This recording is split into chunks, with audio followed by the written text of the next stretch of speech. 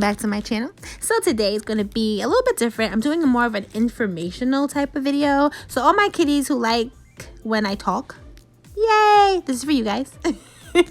So I'm using my Beauty Secrets nail glue. I will highly suggest that glue. I know KDS glues it's also a very good nail glue, but I use this one and I love it. I love the fact it comes with a little stand.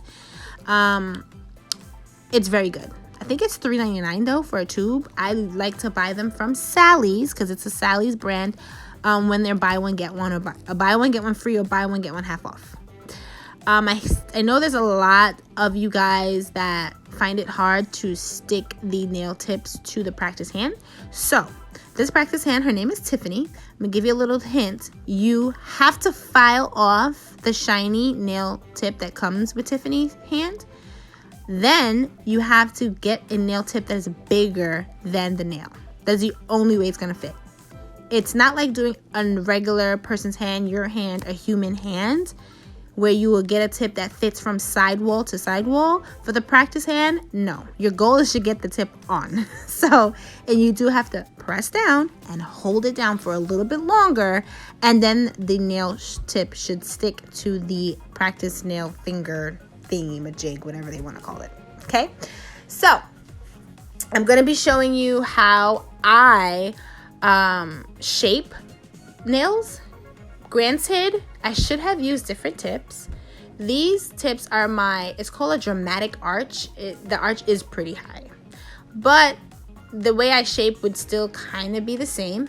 I will do another video again with a more quote-unquote normal shaped tip, a little bit flatter. This one has just a super high arch. These are actually BU French tips, I believe. I'll have to double check, but it literally says on the box dramatic arch, and they're not lying. So when I'm shaping nails, the first nail I cut down, I'm going to do a tapered square. That nail I'm going to do like a coffined shape. The nail before that, I clipped the sides off to help me with a stiletto shape. And the pinky nail is I'm going to cut it down and make it into a rounded shape. So I'm going to show you guys how I shape these nails so that you can see. It's easier for me to shape the nails by cutting them first. So as you can see, I couldn't touch them when the glue was still wet. If the glue is not perfectly dry, the tip will pop off. So that's why I'm going on to the second nail, because that one is dry. I'm using my Macart nail file. It's 100 by 100 on 100. So each side is 100 grit. And yeah, so I'm shaping the sides. I'm focusing on getting that pointed tip. That's what makes it a stiletto, super pointy. The annoying part, I'm just showing you guys. This is the high arch. You see it? Some people hate it. Some people love it. I'm in between. You do look like you have claws when you shape these into stilettos, so that you end up looking like you have claws for real. So if you're not about that look, don't buy tips that say dramatic arch, high arch. Then that's not for you. Or maybe you may have one or two clients that actually do like that, so then you would buy those tips. That would be a little cheat for you, so you don't have to work as hard. But usually just get the regular tips. So yeah, I'm just filing away. As you can see, this is the reason why I use the nail clipper to clip the sides of the nails to kind of get it to the shape I'm looking for, because it makes the filing less. You don't have to file as much. There are other cheats to this now. There are actual nail tips that are already shaped in the shape you want. So I would invest in those guys if you see them. Another little cheat is if you're wanting to get like a really good coffin shape. There are, like, I know Macart has a coffin shape tip already. But if you don't have that, you can actually buy, or if you already have, stiletto shaped tips. And if you clip down the pointy edge, you automatically get a coffin shape.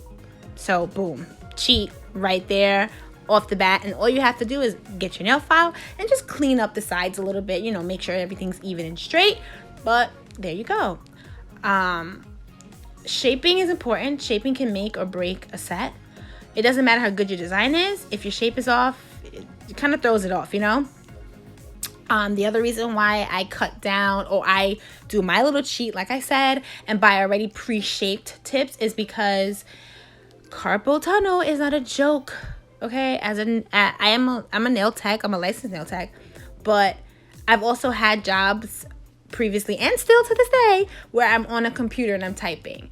That gives you carpal tunnel. Now I'm adding in filing and shaping and using a nail drill. Oh my goodness, I feel like I've accelerated that. And anyone who does nails, you guys know what I mean. You kiddies know exactly what I mean. It's no joke. So save your wrists. Find little cheats. I found my cheats. If you don't have, or you're just starting out and you just have regular like square tips, cut down the sides. Get a straight edge nail clipper. Straight edge. And that's simply exactly what it is. It's a straight line. There are nail clippers that have like a little U shape. I don't recommend using those at all for cutting down your tips. Get a straight edge. You get the straight lined cuts that you need. But yeah, that's how I shape. Those are my cheats, guys. So now I'm going in with my sanding band, and as if I was to do a customer for real, client for real, you kind of blend in that tip. So where you glue the tip on, if you were working on a client, you would not touch the client's natural nail, because then that is what messes up your client's nails. You get that ring of fire. It hurts. The clients will, you ever got your nails done from like a chop shop or something and you got home and your fingers hurt? Yeah, overfiling. Overfiling, and the product may not be what it should have been. Like you may have gotten product with MMA. So be careful when you're blending tips, guys. For Tiffany, my practice hand, she don't care. You do whatever. But real life, do not do that. Take your time, low speed. So I'm going in with my GLAM and GLITZ powders here. I know I have obsessive compulsive, that's that blue color. And I'm showing you how you apply a colored acrylic. Colored acrylic is different. I love colored acrylic. I really do. I love using gels to like paint or do art or whatever, but I absolutely love my colored acrylic. I feel like if you have a few of these, you can do pretty good with getting a lot of designs out of it. Let's say you don't have, meaning if you don't have gel polish but you have colored acrylic, you're golden. Use your colored acrylic. But if you don't have colored acrylic and you have gel, hey, use what you got. You can make some beautiful sets with basic things. And that's kind of what I'm trying to show you here. So for me, another little cheat, I like to save my monies, even though I spend a lot still. Ugh, it's a perpetual cycle. Anyway, a little cheat for saving on your colored acrylic is use your colored acrylic like you're painting. You don't need massive amounts of it. That's just me. Colored acrylic sets, because usually they come in sets, the prices, it can add up, basically is what I'm saying. And you don't need to build the nail with the colored acrylic. You're trying to get the color. You build the nail with your clear acrylic, because one, clear acrylic is your structure. That's what helps you build that structure. Some colored acrylics do not have that ability for strength. You have to kind of look into what kind of acrylics you're buying. I know Mia Secret colored acrylic, GLAM and GLITZ colored acrylic, which is the main two I use, they are not for strength. They're not strength powders. So you do need to go back in with a clear and build your strength, build your apex, build out your nail. So for this, I just kind of make sure I get an even tone, or for whatever look I'm going for, make sure I have enough of it on the nail, and then I move on from there and, like I said, structure my nail with my clear acrylic. You see me go in from time to time in that other little shot glass. That's exactly what it is. It's a shot glass. And that in that glass is acetone. When using colored acrylic, try to clean out the acrylic. before going into another color or another finger. For example, somebody may want different colors on their hands. But maybe they're like me and they just want to be a little kooky. Try to clean it out, because if you don't, it will bleed into each other unless that's the look you're going for. But if that's not, try to clean out that brush before you dip into another colored color. And on the pinky nail, I'm just showing you how you can do like that pink and white or baby boomer type ombre. So I'm going in with Leslie. What I like to do is go in first with the white or the milky or iridescent, whatever it is you're using for the ombre, and then the core color I come over that color with. That is just my preference. If you like to do it the other way, which is putting the core first and then the white or whatever on top, and you have mastered it, power to you, because I can't do it that way. I always mess it up that way. This is just me. So like I said, I go in with that other color first, and then I go over with the core like I'm doing now. Core acrylics are very sticky, so be careful with that. It doesn't always lay the same as a colored or as the clear. Clear to me goes on super well and smoother. Colored acrylic, it starts to get sticky or it can get grainy. It all depends. GLAM and GLITZ, I'm starting to learn. Some of their colored acrylics are hit or miss. I have a colored acrylic right now from GLAM and GLITZ called Karen. It's like a yellowish color, very grainy. I've mixed it, I've shaken it, I've done all kinds of things to it, I've sang to it. It's still grainy. It just is what it is.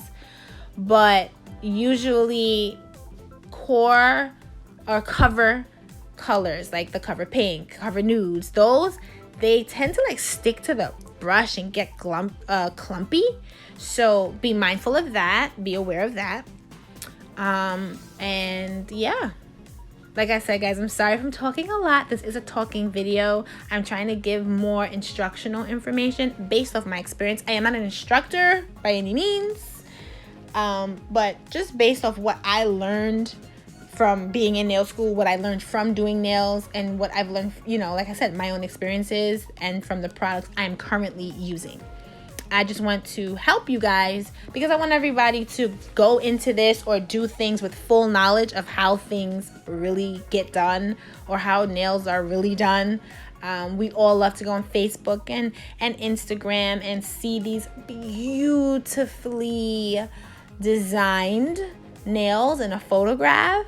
And the backstory is it took that nail artist 4 hours to do that or 3 hours to do it, and they messed up one nail and had to start over, and they have their super beautiful $500 camera and they took this beautiful picture and cropped it just right and added this lighting and added this, and then and not taking away from their work because it's still gorgeous work, but there was a lot of work that went into it. So I'm kind of trying to let everybody know it's work. So we can't always assume that every picture we see, like, oh, I'm going to take this picture to this nail tech and she's going to do it exactly like that. Like, it's not always like that.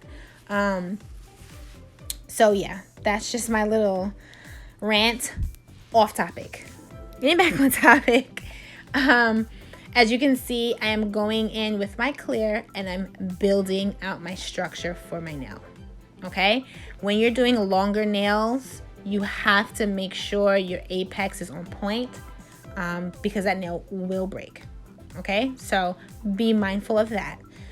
Shorter nails, like you saw me do previously, you still have to make sure your structure's on point because structure is important. But you don't have to go in as much because you don't want that nail to look thick and clumpy unless the client wants you to do a thick nail. Then at that point, give them what they ask for reasonably. You kind of try to steer people away from certain things that in the long run you're like, but people like what they like. But for me, I don't like to put too much on a shorter nail because, like I said, it does end up looking really chunky, so yeah, I'm just going to continue going and putting my clear on top, building structure, building my apex. I go in with that bead right above the cuticle, and that's where like I'm just building my apex, my structure. Another little tidbit: hold the nail down. Let gravity pull that bead of acrylic down to where it needs to go, and all you need to do is tap it into place. Lightly tap it.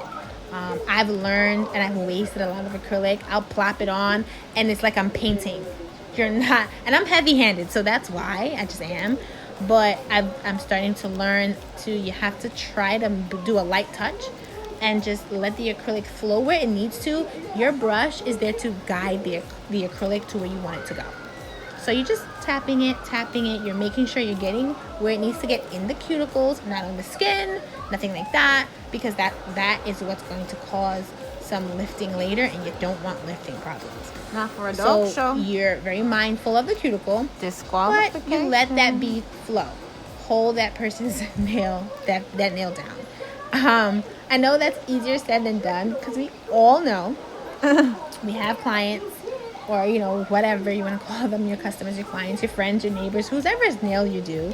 You always know that one person who, no matter how much you move their hand, they move it the opposite way, and you're like, oh my god, just stop.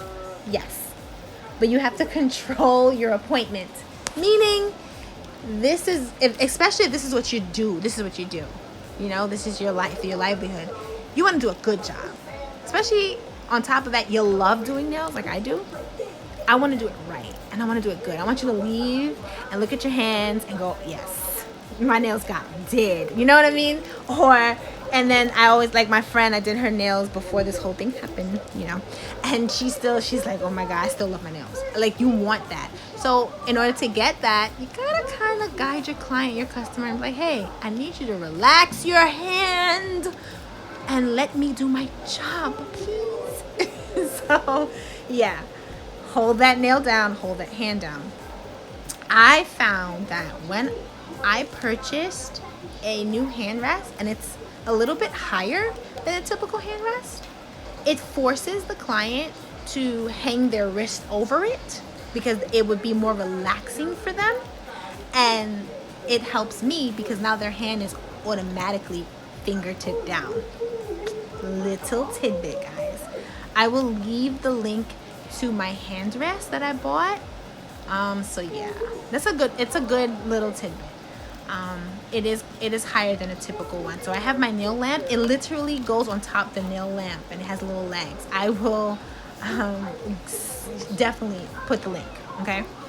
So yeah, same thing for when you're doing ombre nails. You definitely encapsulate the nail, which is basically putting the clear powder on top, because you don't want your ombre to disappear. So here I'm showing you the apex.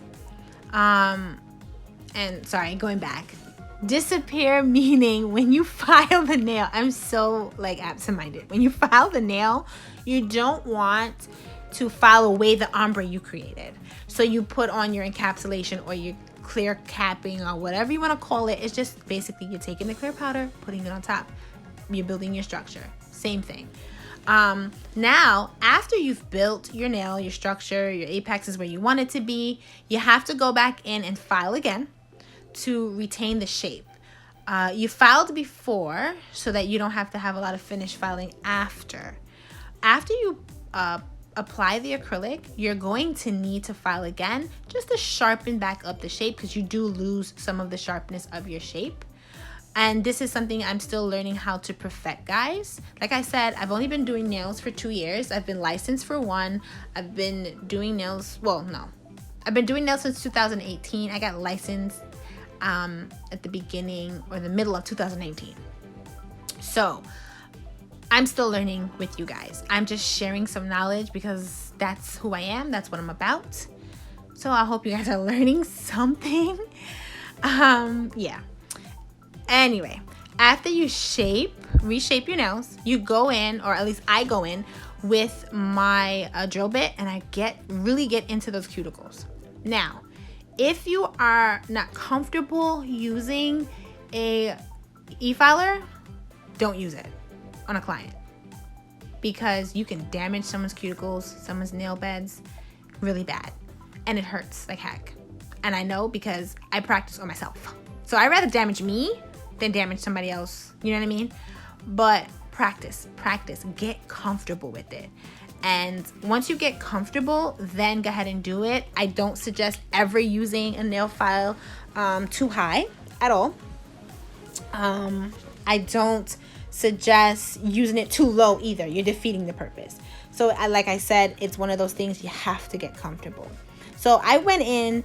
The first drill bit was my Pana drill bit. I love that drill bit. It really gets into the cuticles, get down any bulk you may have. Because when you're learning to do acrylic, you're going to have bulky nails. That's just hands down what's going to happen. You're going to need something that helps you cut through it to kind of get you back to where you were trying to go. Okay? This drill bit is my safety drill bit. It's a fine grit safety drill bit. I use this just to go over everything and smooth out the nail.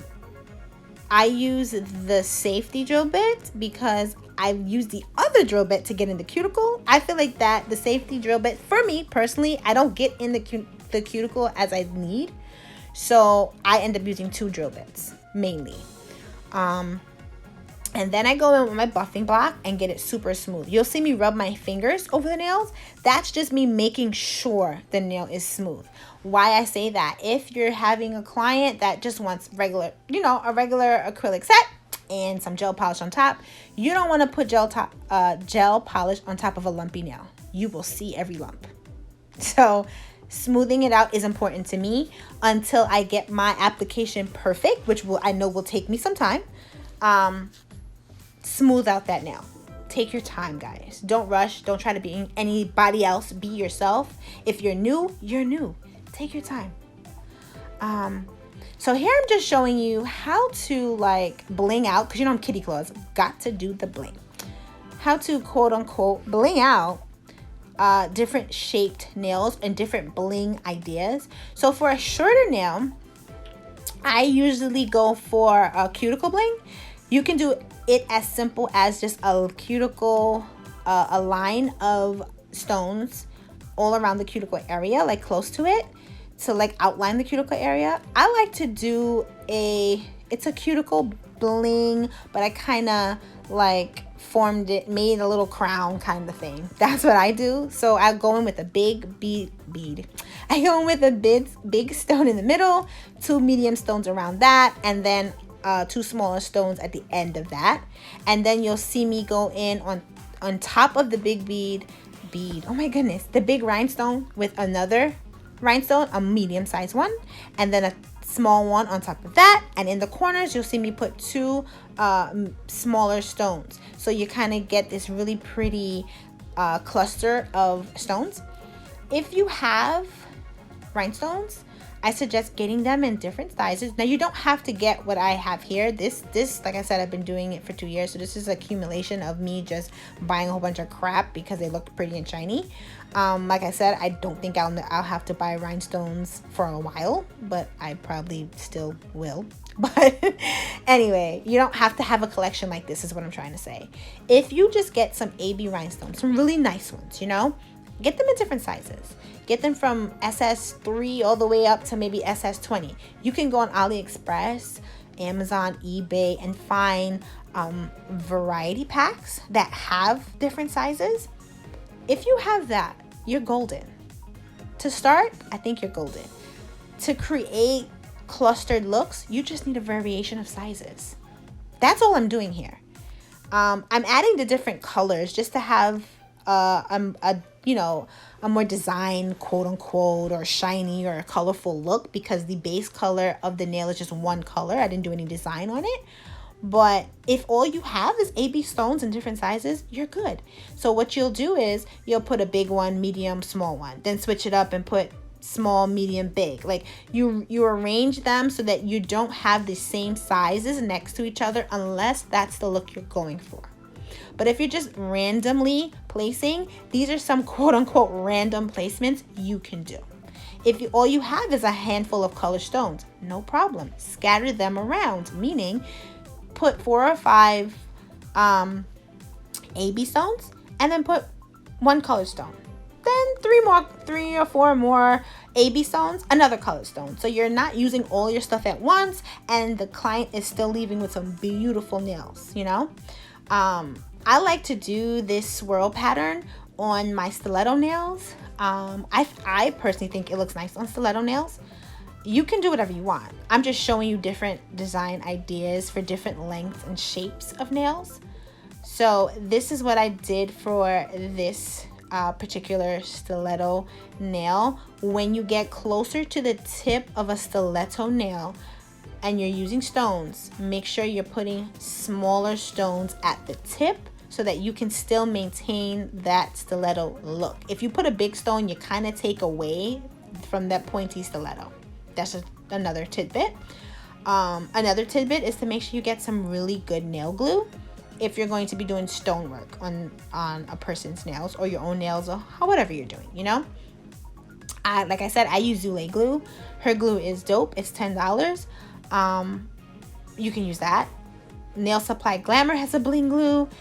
You know, invest in, you don't need to buy necessarily the UV gel curing kind of bling glue if you don't have it for that. Zule, like I said, is $10. It's a reasonably priced. That glue works. I'll tell you that right now. It works. If you are able to and you can order some of the UV gel adhesives, by all means, go ahead. I will say, until you get comfortable with the rhinestone placement, I would get that UV one, the UV gel. All that means is the glue sets in the UV lamp, just like, you know, gel polish. If you're new at trying to place stones, maybe you're not so you think you're not that good at it, because you're probably really good at it, but you're doubting yourself. I've been guilty of that. But let's say you just want to have the ability to move stuff around, then to change your design. Maybe you don't like that one. You get the UV gel glue adhesive, because you can do that. It's not going to dry until you put your hand in the lamp. For Zule bling glue, it will dry on you. That's why I keep going back in to put more glue, because it will set on you. It will dry up, you know? So this is why I'm kind of showing you different rhinestone designs that you can do real quick. Same thing with this coffin nail. I just did the rhinestones on one side of the nail. It gives you a little bling aspect without going too crazy, even though this might be too crazy for some people, but that's just another design I'll do on someone. These are like some of my go-tos that I just like, okay, you want rhinestones? How many? Oh, you want this? Okay, cool. These are my go-to stones. These are my go-to stone designs. You guys know, you kiddies know, when I do mines, they're ridiculous. But that's me, you know? Not everybody wants their nails done like this crazy kitty over here. For my almond nail, I just put three small stones, and then I did a little cuticle bling. Boom, done. So guys, I hope you guys learned something from everything I said. I know I've said a lot and I was kind of all over the place. I promise you I'll get better at my tutorials, I guess I'm gonna call it. I don't want to call it tutorials. I feel like I'm not a teacher. I don't know, I'm sharing. So I'll get better at sharing. I definitely want to do a video where I am giving you some do's and don'ts as a new nail tech, or a new to nails or whatever. And what I mean by do's and don'ts, I mean what you should spend money on, where you can save and hold back and wait, things like that. Because I know, you know, I feel like that's A1 information. Everybody wants to know what to buy, where to buy it, how much they should spend on what. I will be doing a video. I got this idea from my nail sister, Michelle, and she's absolutely correct. Like, when I was new, I bought everything. And I realized later, I don't really like this. Or I wish somebody told me that, you know, you only get about 2 drops in this bottle and I paid $25 for it. You know what I mean? So I want to share that knowledge with you guys. And I'm going to work on that video and share it. So guys, I'm just top coating. And yeah, that's pretty much the end of this particular video. I have another video in the works where I'm just doing some simple designs that you can do on a client. if they don't mind. Okay, I know I talked a lot in this video. I hope you retained some information. I hope you learned something, and I'm going to keep trying to, you know, help my nail sisters out there. These are the end results. And as usual, kitties, I love you guys so, so, so much. Thank you guys for joining in. And don't forget, kittyclaws.business. Yes, your girl's website is open and ready for business. Have a good one, kitties. Until next time, bye.